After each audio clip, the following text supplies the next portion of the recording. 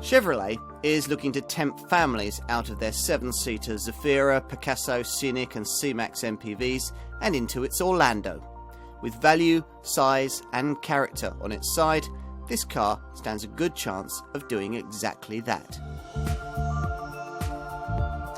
If you've a growing family, then you probably a growing need for one of those relatively compact people carriers that somehow still manage to offer up to 7 seats.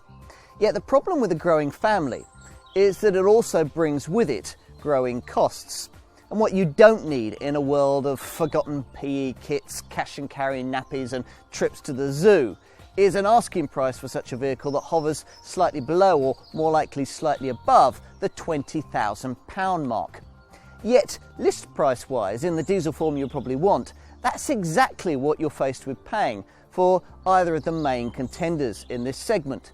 Models like Ford's Grand C-Max, Renault's Grand Scenic, Peugeot's 5008, Vauxhall's Zafira, or Citroen's Grand C4 Picasso. Bit steep, isn't it? Yeah, the issue for parents is that there aren't that many other alternatives other than entry into the uncertain world of used cars, where finance could be more difficult and servicing may be more expensive. At least there used to be few other alternatives. That was before the launch of this car, Chevrolet's Orlando. If the name evokes feelings of fun-filled days at Uncle Walt's holiday resort, then Chevrolet will be pleased. It's supposed to. More important though is the practical thinking that lies behind the badgework. Thinking that sees a slightly bigger car being offered at a saving of at least £2,000 over comparable rivals. Then for 5 years, Chevrolet taking care of virtually every cost except fueling and insuring the thing, warranty, servicing, AA cover, the lot. Of course, established rivals will sneer at that, pointing out that bargain basement models always look good on paper, but are usually lower tech, pricier to run and nastier to own. Chevrolet says that this Orlando is different. If they're right, then it'll be a car that'll be very difficult for families to ignore. Let's check it out. If you're new to the Chevrolet brand, then like me, you'll probably approach driving this car a little uncertain as to what to expect. Will you get a slice of V8 Americana or a cheap Korean cast-off? Fortunately, neither is true. Modern day Chevys are no longer based on thirsty Yank tanks or out-of-date Dayus, but ride on the latest Vauxhall platforms. So this Orlando is based on the floor plan of the current Vauxhall Astra family hatchback, which dynamically is a very good thing. But then no Astra has to ride with bodywork 1.6 metres in height, weighing in at 1.75 tonnes and using relatively unsophisticated torsion beam suspension. So how'll it fare on the road? A surprisingly competent experience, as it turns out. No, there's no particular enjoyment to be gained from throwing this car about, but I can't imagine why you'd ever really want to. When we're travelling 5 or 6 up in my family, my wife takes a very dim view of that sort of thing, mindful of child sickness and the travelling horrors that occur with queasy tummies in young infants. Your partner doubtless feels the same. But for those occasions when you're late for school, you've left something burning in the oven, you've forgotten to record your favourite soap and it's just about to start, delete as appropriate, then you'll be pleased to find that Chevrolet's design team have engineered in quite as much grip and composure as you're ever likely to need. And a surprisingly refined engine. I'm talking here of the 2-litre diesel that I'm driving now, but there is another unit available to Orlando customers, a 1.8-litre petrol power plant.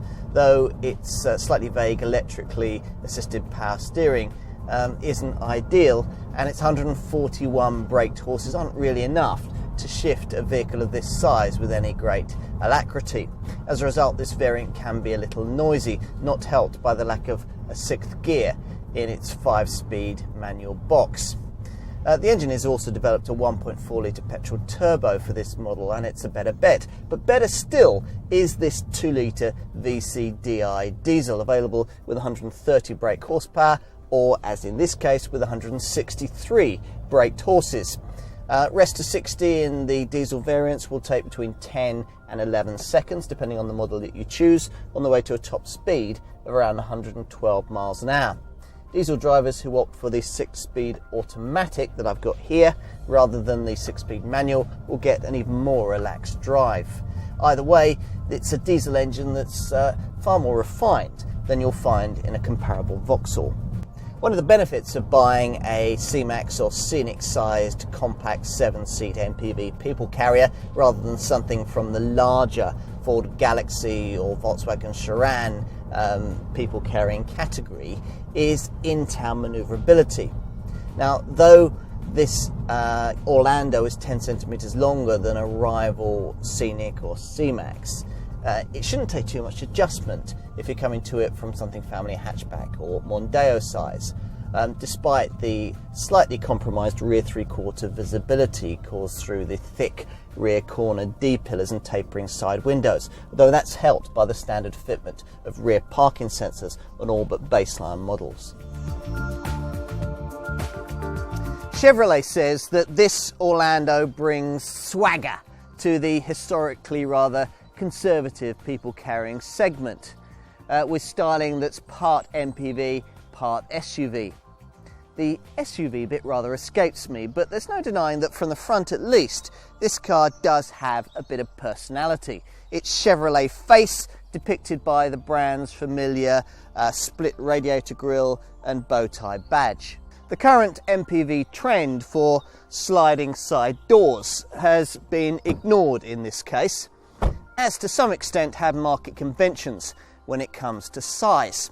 This Orlando is about 10 centimetres longer than a compact 7-seater MPV like Ford's Grand C-Max or Renault's Grand Scenic, but it's about 20 centimetres shorter than a large 7-seater MPV like Ford's Galaxy or Volkswagen Charan.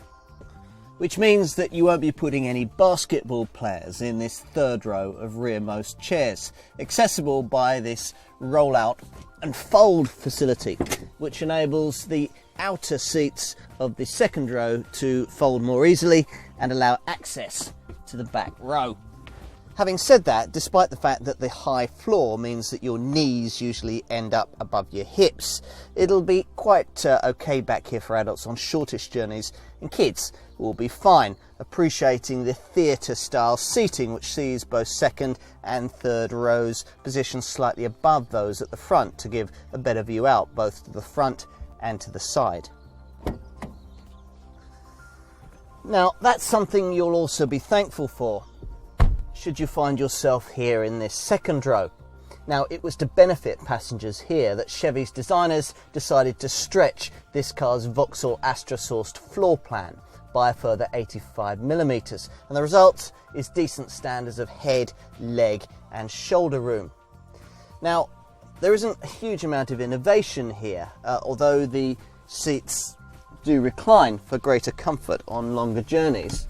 They don't slide backwards or forwards, and the middle seat isn't separate, so you can't take it out to create a more luxurious feeling four-seater. But there is a great deal of innovation for those seated up front. Let me show you. Here's one of my favourite MPV features, a second rear view mirror that enables you to keep a close eye on the antics of your squabbling brood behind. Now, this isn't unique, but its fitment to standard equipment is, and it's typical of Chevy's attention to detail with this car. Rather unusually for something badged Orlando, this car isn't sold in the States, and it's designed very much with a European audience in mind. The South Korean factory has built this car like a European rather than an American product too, with decent materials, tight shut lines, and no significant acreage of elephant grey plastic. It's easy to get comfortable as well, thanks to both height and reach adjustment for the multifunction steering wheel and height adjustment for the driver's seat. The designers say that the look of the fascia has been inspired by their Corvette supercar, though I can't really see how. The blue backlit lighting's nice though, and the overall look seems actually more reminiscent of the latest Ford models, with a bullhorn style design to the centre console, topped by an LCD display that in upspec models is used for a rear parking camera. One touch I especially like is the way that this centre part of the fascia, the bit with the stereo on, flips up to reveal secure concealed storage for things like iPhones and MP3 players. There's also a USB port in here for charging on the fly. Other storage areas include two large cup holders just by the handbrake here in front of a shuttered compartment, a coin holder, large door bins for taking maps and bottles, and various storage compartments in the rear cargo area. And talking of the cargo area, what about luggage space? Well, that'll depend, of course, on which of the 30 or so seat folding permutations you choose. As with most cars of this kind, with all 7 seats in place, your luggage capacity pretty much ends at a rolled up newspaper, though you can extend it slightly here by using this concealed underfloor compartment. But you could deal with that on a family holiday by specifying a roof box. This issue is really why people pay so much more for something Ford Galaxy or Volkswagen Charan sized. But in most cases, people won't be driving with all 7 seats in use anyway, and folding this third row down frees up 454 litres of storage space. If you want to go further and fold the second row, which you can't do when the seats are fully back, you'll find that it only folds 60-40 rather than in 3 individual parts as with some rivals. But what's important is that when flat, it is fully flat, and it frees up 1,499 litres of space, or 856 litres if you only load to the window line. Price-wise, this Chevy really decimates the opposition. Most Orlandos will be sold in the £17,000 to £22,000 price bracket, which doesn't sound especially cheap until you start to look at the prices of other 7-seat compact MPVs, hardly any of which, in the diesel form that most buyers will want, dip significantly below the £20,000 price barrier. To further rub salt into its rivals' wounds, this Orlando also offers more power. So for around £2,000 to £2,500 less than the price of an entry-level diesel-engined Renault Grand Scenic, Ford Grand C-Max, Peugeot 5008 or Citroën Grand C4 Picasso with say 110 or 115 brake horsepower, you can have 130 brake horsepower VCDI 2-litre Orlando. With the pokier 163 brake horsepower 2-litre VCDI Orlando variant I've got here, the price benefit, the saving drops to around £1,500 over obvious rivals. But again, you're getting more power with the Chevrolet into the bargain. As for the petrol-engined Orlando variant that I wouldn't especially recommend, well, here you're looking at a saving of between £1,500 and £2,500 over obvious rivals, depending on the competitor that you're looking at. Whichever Orlando variant you choose, the petrol version or either of the 2-litre diesels, you should find that equipment levels are pretty strong for the money. So expect to find across the range things like air conditioning, electric windows and mirrors, remote central locking, tinted glass, and more sockets than you'll have phones or MP3 players or games consoles to plug into. Safety wise, you get twin front and side airbags plus twin curtain airbags, so they don't extend to cover passengers in the third row seating. You also get electronic stability control, TCS traction control, and of course anti-lock brakes to ensure that those airbags are hopefully never used. Now, according to Chevrolet, the 1.8 litre petrol version of this Orlando achieves nearly 40 miles to the gallon on the combined cycle. But in practice, I wonder whether you'd get very close to that figure, given the way that you have to work the engine to achieve any meaningful progress. Smart buyers will therefore want to be looking at the 2-litre VCDI diesel variant that I've got here. which manages to achieve 47.1 miles to the gallon on the combined cycle and 159 grams per kilometre of CO2, regardless of whether you go for the 130 or the 163 brake horsepower version. Insurance, well, you're looking at Group 10 for the minority interest 1.8 litre petrol model on the 1 to 50 grouping scale, and between Groups 14 and 16 for the 2 litre diesel versions. Residual values should be a fair bit better than Chevrolets of late. After 3 years, expect to get around 40% of your initial purchase price back. And there's the appeal of Chevrolet's 5-year promise, which gives you 5 years of servicing, warranty and roadside assistance included within the price. You also get insurance against the car failing its first and second year MOTs. So for 60 months, the only thing that you'll have to do with this car is insure and fuel it. You can see the appeal of what is a very thorough package indeed. These days, we're trying to put cars on the road that make sense, says Chevrolet's European president, and this Orlando MPV very definitely does.